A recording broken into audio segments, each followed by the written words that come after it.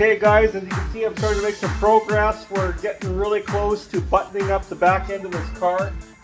See anything with a rubber bushing like this, how it's pressed into the control arm? A lot of times, one little thing is overlooked. A guy will have the rear differential down like this.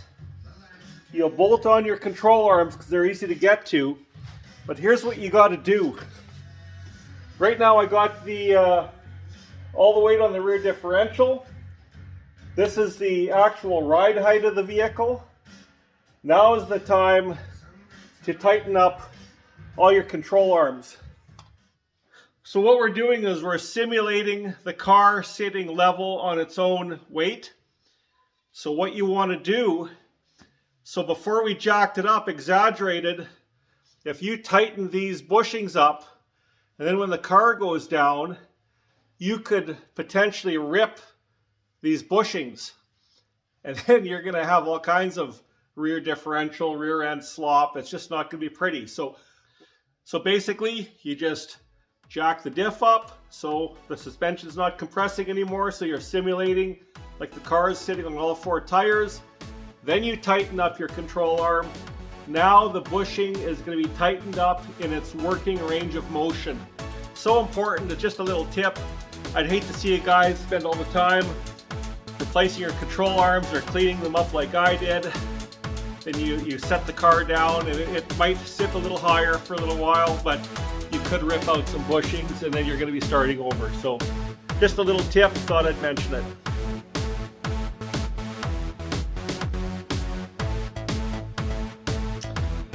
Well guys, while you were away, here's what I did. I got all the control arms installed. You can see the bump stop for the rear differential. I'm going to change the fuel filter. I got everything in place.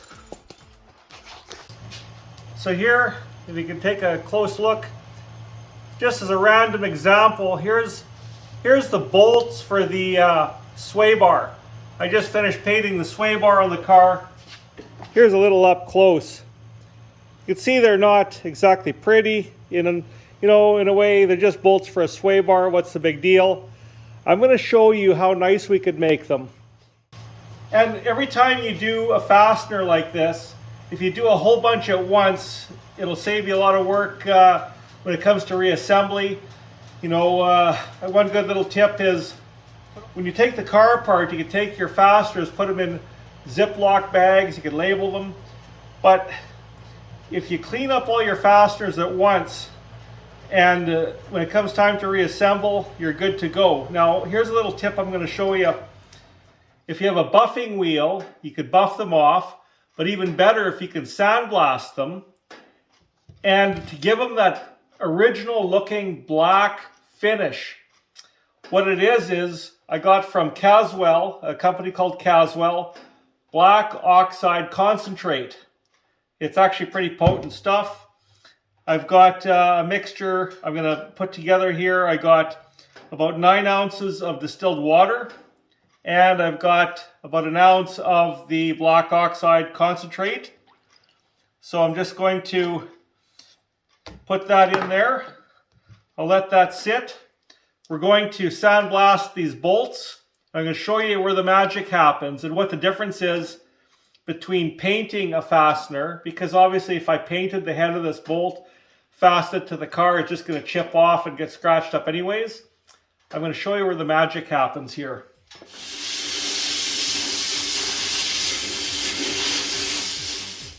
Okay guys, looks pretty darn good. Now you're thinking, so you did all that work and you're going to put them on the car and they're going to look all rusty again. So here's where this black oxide concentrate comes in. So we take our freshly sandblasted bolts. See how nice they are? Check this out. So all the bolts that have the nice black finish? The thing is, this is not a top coat on the bolt. It's not like it's a painted layer that's going to get chipped off. Check that out. So they're turning black, and this is real time. So, you know, this is probably 15 seconds later. So after a couple minutes, I'm going to take the bolts out. I'm going to put them into a water solution just to rinse them. And then I have right here a special ingredient. This is just waste oil.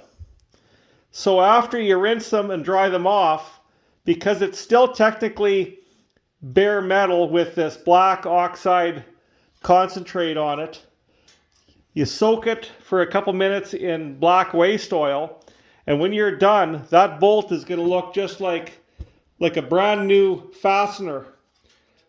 Just be careful, don't get this on your skin, don't get this in your eyes. It's very potent stuff. I don't usually go this overboard on my sway bar bolts, but it's a good demonstration. On the 95, I took all the fasteners that I had for the rear differential and everything, and I did all the fasteners for that car. Yeah, everything I did was with the coating on it, and it just made everything turn out really nice. Yeah, they probably will start rusting in time, but it won't be overnight, and it'll look more OEM than anything, I guess. So the next stage of the game, take these out, rinse them in fresh water, and this rinsing it in the water, really it's just to clean off your black oxide concentrate. And you can basically maybe use some compressed air. Just be careful with it, just to dry this off.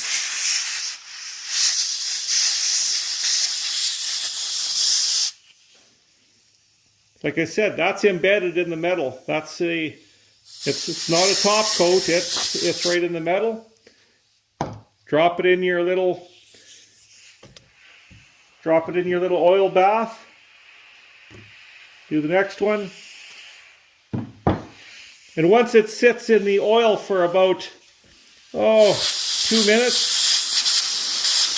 then you can go and just let it dry for a few hours or a day.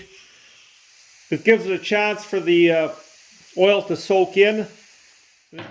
Okay, we'll just wait a couple minutes and see the results. So there's the finished product. I'll probably just give it one more wipe down tomorrow. I know these are just crazy little details, but hey, they all add up.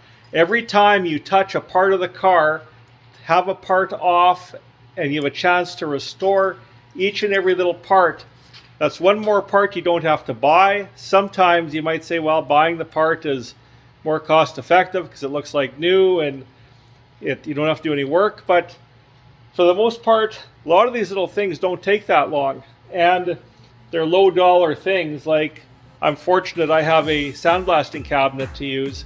And that's something I highly recommend to anybody. If you guys think you're going to be doing any kind of restoration for more than one time, that sandblasting cabinet's worth its weight in gold.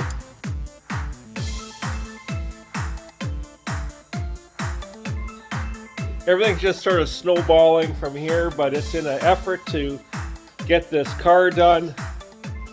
So, here's where we're at.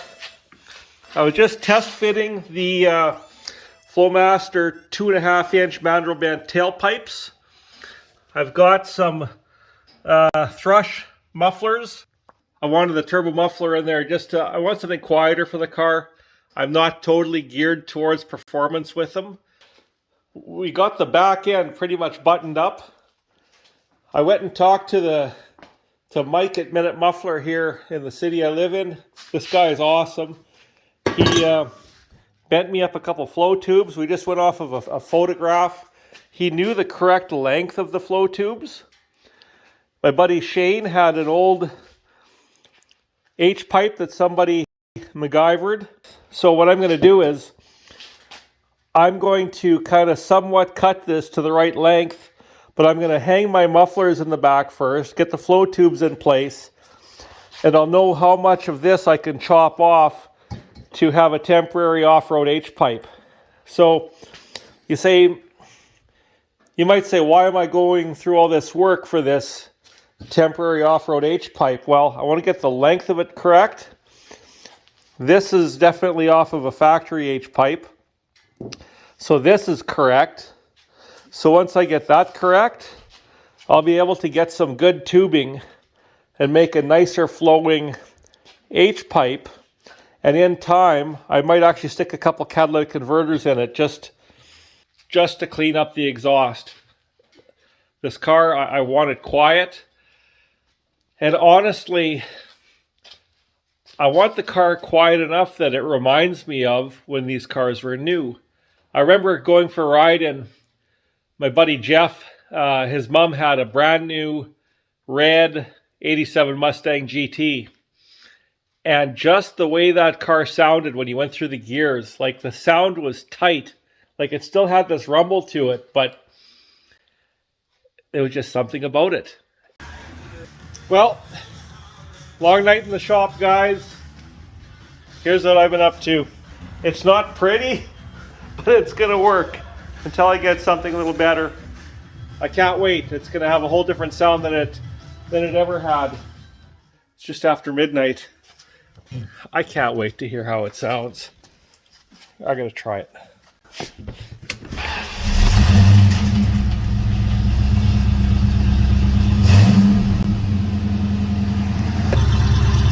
It's definitely way quieter than what it was.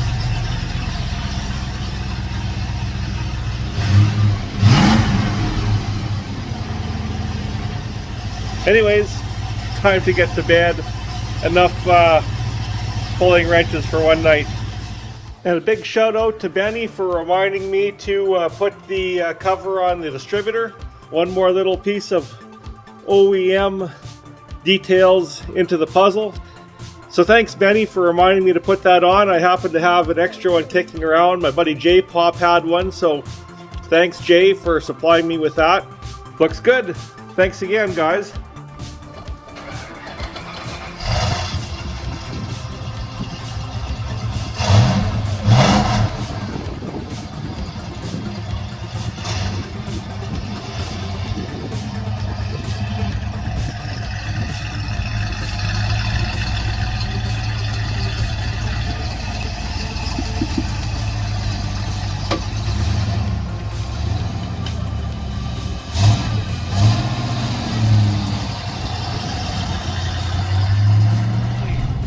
It's actually nice and quiet in here, right? Compared to the other car.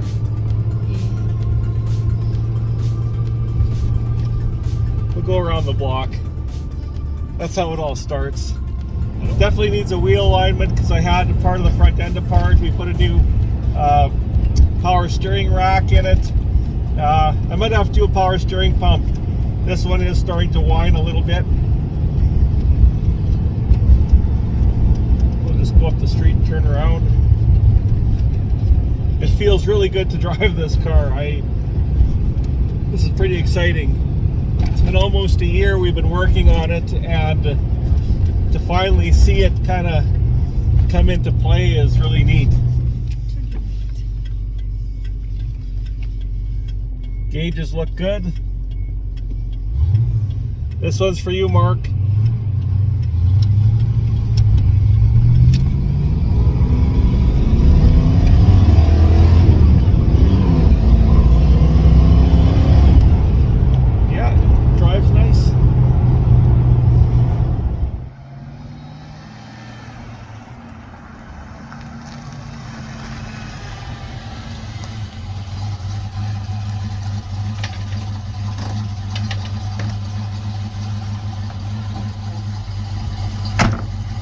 Well guys, we're almost done. Just a few more trim moldings in the back window, a couple other miscellaneous items, and we're getting really close. So we still got a little ways to go before the warm weather hits us, but so far so good. I'm pretty happy with everything, and take it for a wheel alignment and a few other little things, and we'll be able to go cruising. I really want to use it as my daily driver this year. So, and thanks so much for everybody that's been supporting the channel. We're up over 350 subscribers. Appreciate everybody commenting and liking everything, and I've met a lot of really cool people because of the channel, because of the whole Mustang community. So thanks again, guys. Appreciate everything, and we'll catch you in the next video. Cheers.